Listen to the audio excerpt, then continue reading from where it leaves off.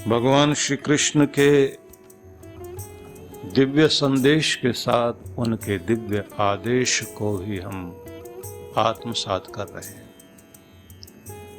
एक प्रसिद्ध श्लोक में भगवान ये कहते हैं, कर्मण्येवाधिकारस्ते मा फलेषु कदाचन। कर्म करने का अधिकार तुम्हें दिया गया, फल और परिणाम की तरफ तुम्हारा ध्यान ना हो। मां कर्म फल हेतुर्भूर्मा ते संगोस्तु अकर्मणि। तुम्हारा उद्देश्य कर्म फल की प्राप्ति नहीं होना चाहिए, न कर्म के त्याग में तुम्हारा कोई अनुराग हो।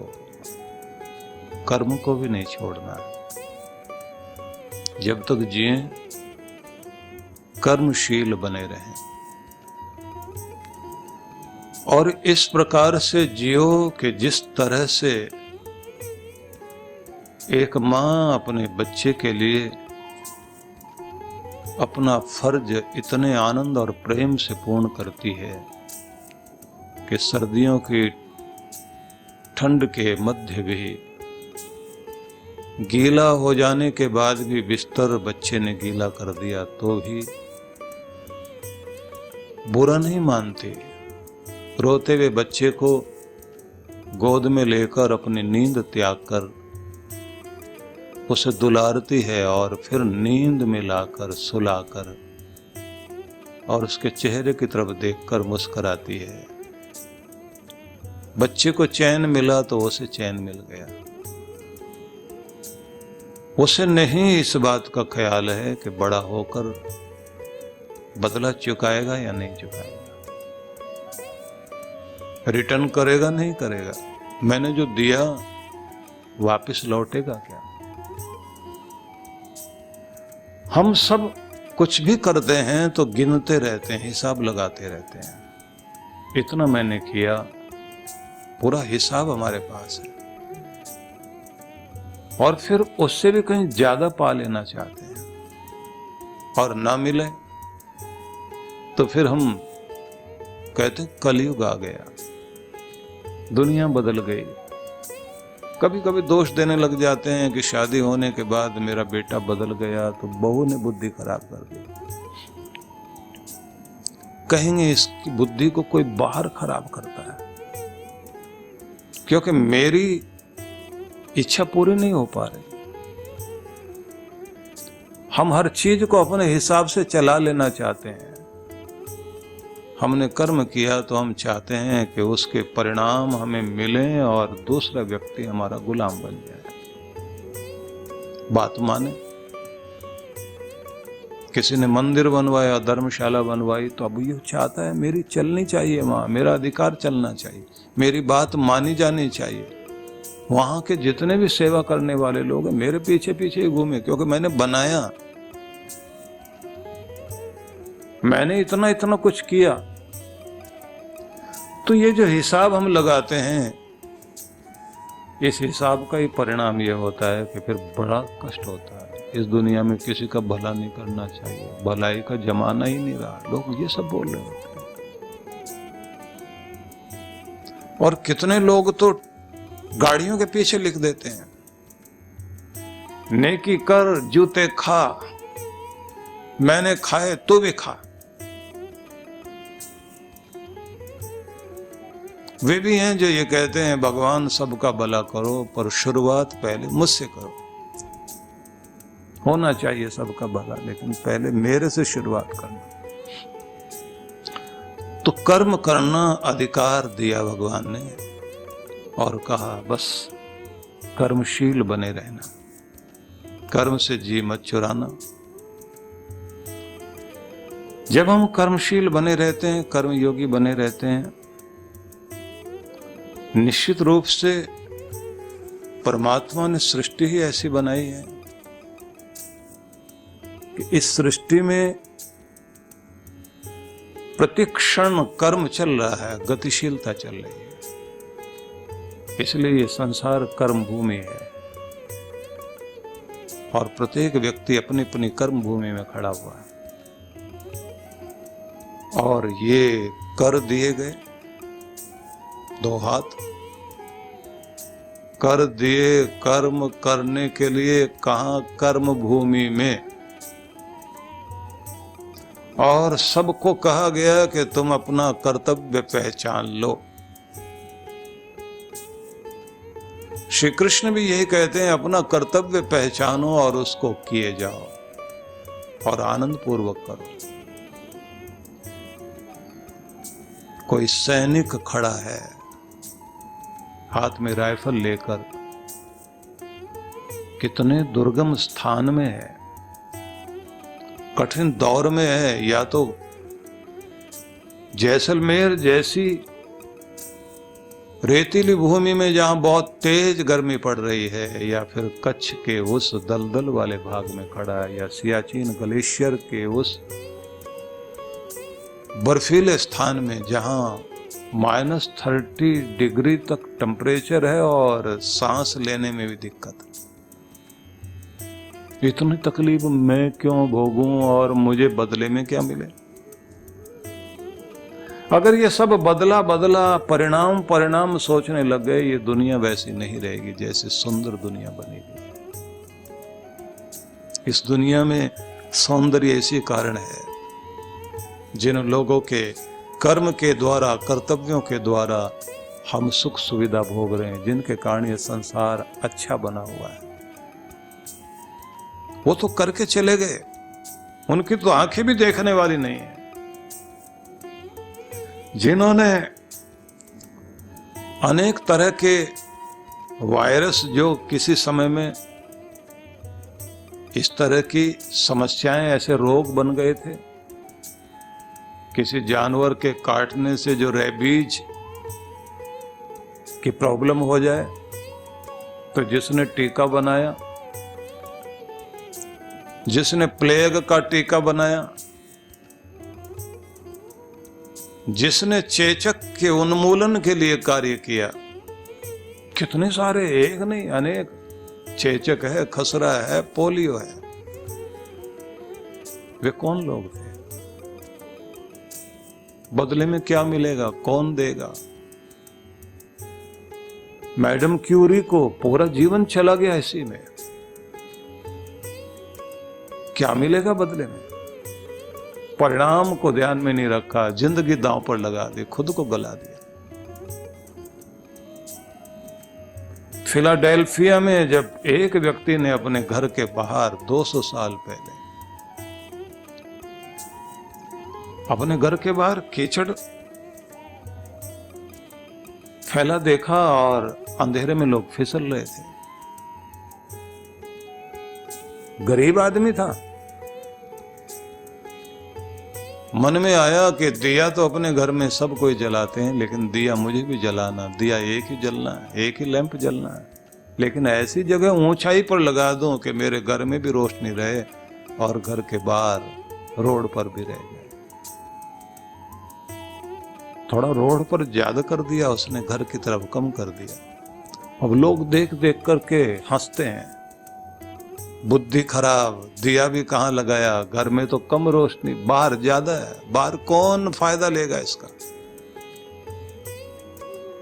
लेकिन जब कुछ बूढ़े लोग, कुछ बच्चे फिसलने से बचे और उन्होंने गांव में जाकर के कहा, वो आदमी बहुत समझदार है, थोड़ी रोशनी उसने बाहर भी कर दी, मैं तो फिसलते फिसलते बचा।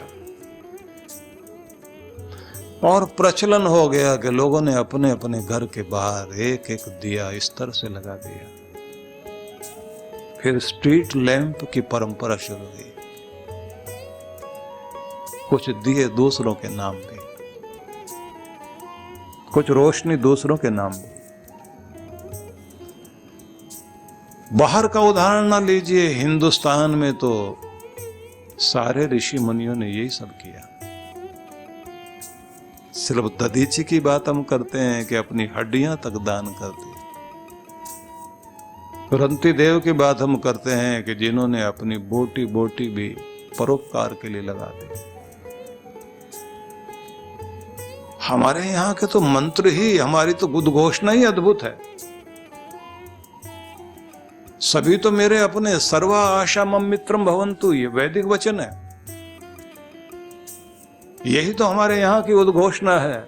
न त्वहम कामये राज्यम न स्वर्गम न पुनर्भवम, कामये दुख तप्तानाम प्राणिनाम आर्ति नाशनम। स्वर्ग नहीं चाहिए, राज्य नहीं चाहिए, मोक्ष नहीं चाहिए। भगवान प्रसन्न हो तो बस एक कृपा करना। कामये दुख तप्तानाम प्राणिनाम आर्ति नाशनम। दुख से संतप्त प्राणियों के दुख को दूर करने की शक्ति मांगता हूं कि मुझे वो शक्ति दो कि मैं दूसरों के दुख को, उनके आंसुओं को पहुंच सकूं और मुस्कान ला सकूं। ये जो कामना है कि मैं ये कर सकूं, और फिर उससे भी बड़ी बात, भारत का एक ऋषि ये भी कहता है कि अगर देना ही है भगवान तो वो कृपा कर देना मेरे ऊपर कि मुझे भी नहीं पता लगे कि मेरी छाया से किस किस का भला हो गया। मुझे वरदान न देकर के मेरी छाया को वरदान देना, और वो छाया किस पर पड़ रही है ये भी मुझे पता न लगे,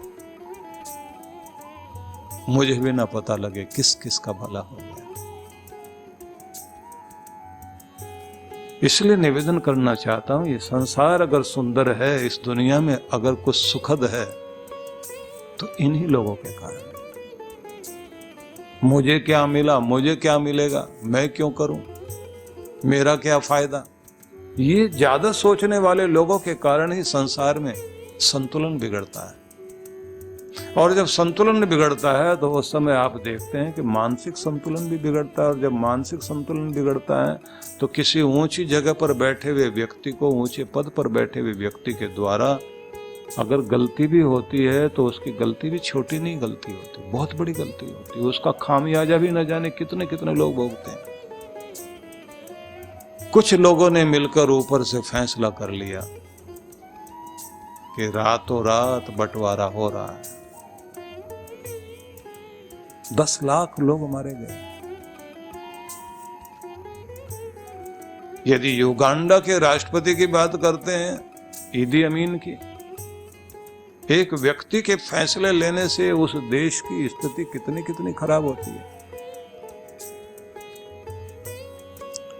इसलिए मैं ये कहना चाहूंगा कि पूरे संसार भर में अगर ऊपर बैठा हुआ व्यक्ति, उसकी बुद्धि संतुलित है और शांत है तो उसके द्वारा दुनिया का भला होगा। इसलिए आप ये भी देखिए, श्री कृष्ण का एक उपदेश और भी बड़ा अद्भुत है, जहां वो आदेश देते हैं, योगस्थ कुरु कर्माणि संगम त्यक्त्वा धनंजय। योग युक्त होकर आसक्ति का परित्याग करके कर्म करने वाले बनो हे धनंजय, हे अर्जुन। योग युक्त होकर, योग में स्थित होकर, योग का प्रयोग किया उन्होंने। यहां योग से मतलब कोई खास तरह की एक्सरसाइज या कोई सर्कस करने से नहीं है। यहां योग से मतलब है उससे जुड़कर, अपने आनंद से जुड़कर, अपने परमात्मा से जुड़कर, अपने भीतर की शांति से जुड़कर, ब्रह्मांडीय ऊर्जा से जुड़कर, संसार में अंदर बहते हुए जितने भी नियम हैं, प्रकृति के उन नियमों के साथ जुड़कर एक हार्मनी बनाते हुए तुम एक सुंदर संतुलन अपने अंदर पैदा करो, और फिर आसक्ति से ऊपर उठकर, अटैचमेंट से ऊपर उठकर कर्म करते चले जाओ। क्योंकि जहां आसक्ति होगी वो बांध लेगी तुम्हें। आसक्ति बड़ी विचित्र चीज है,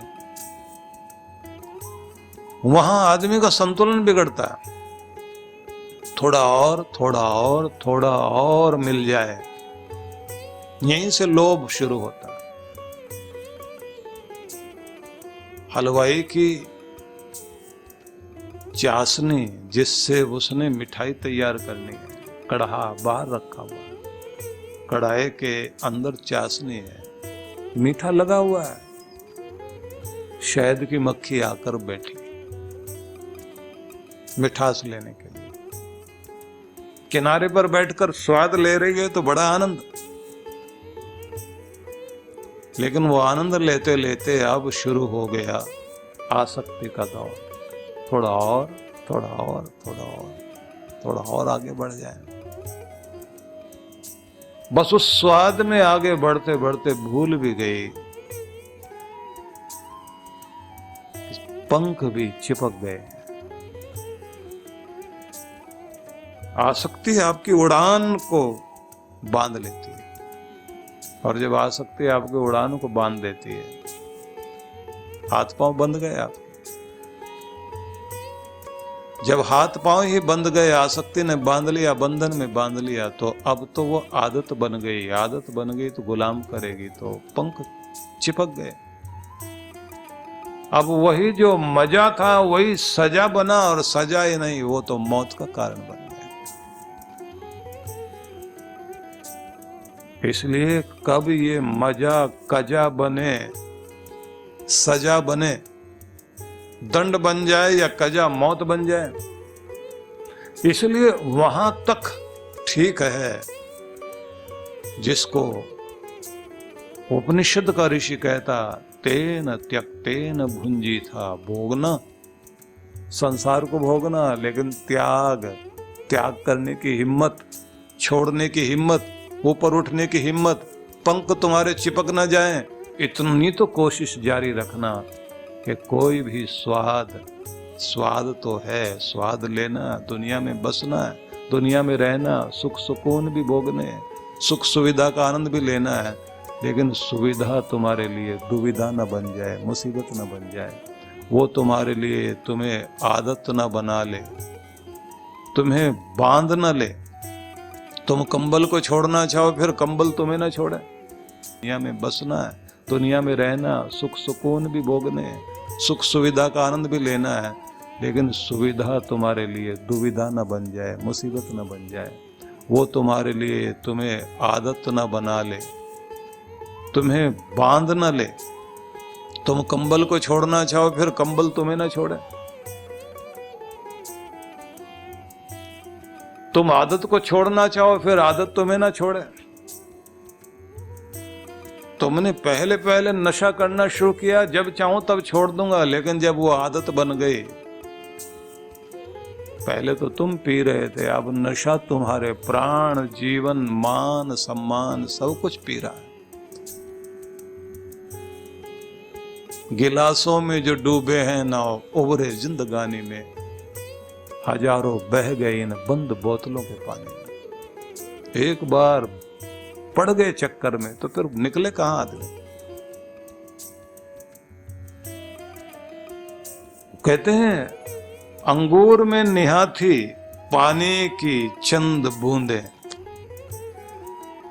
जब से खिंच गई उसी से निकालते ना, खींचना कहते हैं। जब से खिंच गई तलवार हो गई। अब तलवार हो गई तो क्या करेगी, वो काटेगी आपको। पहले तो लगता है गम गलत कर रहे हैं, और बाद में जिंदगी गलत हो गई। तो कोई भी आसक्ति जब आदत बनेगी, वो नशे की तरह से हो जाती है, और फिर वो छूटना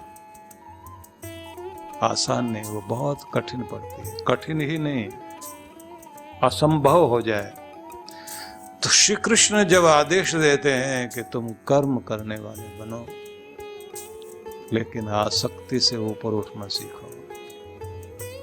उन्हीं आदतों को जीवन में लाइए जो आदतें आपको अच्छाई की तरफ ले जाएं, लेकिन अच्छाई में भी इस बात को ध्यान में रखना कि सब चीजों में एक चीज बहुत सोचने वाली है। दुर्गुण से दुर्गुण पैदा होते हैं, लेकिन कभी कभी गुण से भी एक दुर्गुण पैदा हो जाता है, जिसका नाम है अभिमान। अभिमान, अहंकार किसी न किसी गुण से पैदा होता है। विद्या का अभिमान, पद का अभिमान, कला का अभिमान, किसी भी चीज का गुण आपके जीवन में आ गया तो उसका अभिमान आ जाएगा। जब वो अभिमान आ गया तो फिर भगवान को सब कुछ बर्दाश्त है, लेकिन किसी का अभिमान पसंद नहीं है। भगवान श्री कृष्ण आगे फिर आदेश देते हैं, सिद्धया सिद्धयो समो भूत्वा समत्वम योगोच्यते। सिद्धि असिद्धि में समो भूत्वा, समः समान होकर, संतुलन बनाकर, सफलता असफलता में संतुलन बनाकर जीवन जीना सीखो, क्योंकि समत्व ही योग कहलाएगा, संतुलन ही योग है। तो एक आपका ब्रेन, इमोशनल ब्रेन, और दूसरा आपका लॉजिकल ब्रेन। एक ब्रेन जो मां से आया है, एक ब्रेन जो पिता से आया है। लेफ्ट ब्रेन आपका लॉजिकल ब्रेन है और राइट ब्रेन ये इमोशनल। और कमाल की बात है कि ये ऐसे क्रॉस की तरह से शरीर में काम करता है। लेफ्ट वाला आपके पूरे शरीर के, समझ लीजिए, दाएं हिस्से पर काम कर रहा है और दायां वाला बाएं पर काम कर रहा है। तो बायां भाग आपके शरीर का बहुत ही कोमल सौम्य भाग है और दायां भाग शरीर का पूरा भाग देखेंगे तो ये कठोर भाग है, दायां हाथ। लेकिन इसकी भी बहुत बारीकी में ना जाकर बस इतना समझ लेना कि जो लोग बहुत इमोशनल होते हैं तो उनके साथ एक समस्या रहती है, जल्दी किसी की बातों में आ जाएंगे, जल्दी प्रभावित हो जाएंगे। किसी की कहानी में उदासी भरी कहानी कोई सुना दे, रोकर ड्रामा करके आ जाए सामने, पिघल जाएंगे। लेकिन इनमें एक खासियत है, इमोशनल आदमी रिश्ते बहुत निभाता है, बांधे रखता है, बंधा रहता है और बांधे रखता है। जो लॉजिकल व्यक्ति है, तर्कशील व्यक्ति है, उसके साथ ये बड़ी बात रहती है, हर बात तर्क युक्त, बड़ा हिसाब किताब, लेते समय देते समय बहुत ध्यान रखेगा। आंकड़े बहुत याद रहते हैं ऐसे आदमी को। वकील हो, सीए हो, अपराध विज्ञान पर काम करने वाले लोग हो, इनका ये लॉजिकल ब्रेन बहुत तेज चलता है। कमाल की बात तो ये है कि इमोशनल आदमी को अपना फोन नंबर नहीं याद, दूसरे का भी याद नहीं है, अपने मकान का नंबर याद नहीं। उससे अगर कोई पूछे कि हमने उस फलाने स्थान पर जाना है तो आप वहां कभी गए हैं? बोले हमारा एक रिश्तेदार उधर रहता है, हमको पता है वो जगह, आप जा सकते हो। कैसे जाना? पहले पुल के पास जाना, वहां से दाईं तरफ मुड़ना, वहां से मुड़ोगे आप तो सामने जो है ना एक भैंसा बैठा रहता है उस जगह पर, वहां की मोड़ से आप गली के अंदर जाना और वहां पर जैसे आप जाओगे तो एक जो है धोबी बैठता है वहां प्रेस करने वाला, उसके सामने से होकर के आप सीधा गली में जाना और आगे जो है एक जगह देखोगे वहां कुत्ता जरूर भौंकता है, उस जगह पर आप जरूर पहुंचना। वहां से फिर लाल रंग का मकान है, नहीं नंबर उम्बर हो गली का, रोड का, घर का, वो नहीं मालूम, ना गली का नंबर याद है, वो नहीं याद है। अब भैंसा भी भाग गया, उस दिन धोबी भी नहीं था, कुत्ता भी कहीं और काम से चला गया होगा, आदमी ने कलर भी मकान का दूसरा कर लिया था। अब इसका तो मकान ही पता ही खो गया है, क्योंकि इमोशनल आदमी है, ऐसे ही याद करता है, कहानियों से याद करता है। लेकिन किसी सीए के सामने आप, अकाउंट्स वाला कोई काम करने वाला आदमी हो, उसके सामने आप नंबरों की एक पूरी सीट रख दीजिए, बहुत सारे अंक है, वो एक बार ऊपर से नीचे तक देख ले, उसको पूरा याद। इसलिए सावधान रहना। वहां वो कोई चीज लेगा और देगा भी तो कागज पे लिखवाएगा, लिख कर लेगा, लिख कर देगा, और आप भूल भी जाओ तो कहेगा कि आप इस तारीख में आए थे, इतने बजकर इतने मिनट पर आए थे और आप वहाँ कहीं से आए थे और ऐसे आप बात बोल रहे थे कि वहाँ आगे जाना। फिर आप कहते हाँ हाँ याद आया याद आया। बोले ये साइन देखो आपने साइन किए गए। इमोशनल भूलेगा, लॉजिकल आदमी जो पूरा याद रखता है। लेकिन आप ये देखिए कि जो बहुत लॉजिकल होता है, बाल की खाल निकालेगा, रिश्ते निभाने में बहुत गड़बड़, निर्णय जल्दी लेगा। इमोशनल आदमी निर्णय जल्दी नहीं लेगा। महिलाएं इमोशनल बहुत ज्यादा होती हैं। पार्टी के लिए तैयार खड़ी होंगी, तैयार करने के लिए पति कहेगा जल्दी से तैयार हो जाओ, कितनी देर में तैयार होंगे? 20 मिनट में। पति आधे घंटे बाद जाके देखता अलमारी के सामने वैसे खड़ी है, क्या हुआ? मैच नहीं मिल पा रहा। अब पति अगर वहां कोशिश करने लग जाए मैच मिलवाने के लिए तो और मामला गड़बड़ हो जाता है, क्योंकि निर्णय लेना बड़ा मुश्किल है। और पति जो अपने 2 कपड़े लेकर फटाफट पहन करके तैयार होकर खड़ा हुआ, 5 मिनट में तैयार।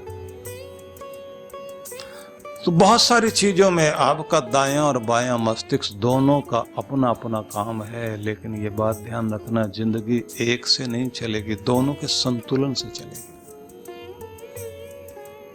लॉजिकल भी होना आपको, इमोशनल भी होना। योग में यही एक महत्वपूर्ण बात है जो तिब्बती लामाओं ने एक बड़ी अद्भुत चीज दी। भारत की परंपरा में तो ये थी, क्योंकि श्री कृष्ण यही तो उपदेश दे रहे हैं। उन्होंने कहा कि 2 पलड़े तराजू के लटके में तुम्हारे कंधों से लेकर हृदय पर, फेफड़ों तक, और ये आकर एक डंडी है बीच में, यहां उसका कांटा है आपके आज्ञा चक्र में, तिलक वाले भाग। बस यहां तुम अपना संतुलन साधना, इधर इमोशन आएगी, इधर कोई कर्म का, तर्क का, बुद्धि का प्रभाव आएगा। दोनों में अपने आप को साधते रहना, संतुलन बनाए रखना, क्योंकि तुम्हारे संतुलन में तुम्हारा आनंद है।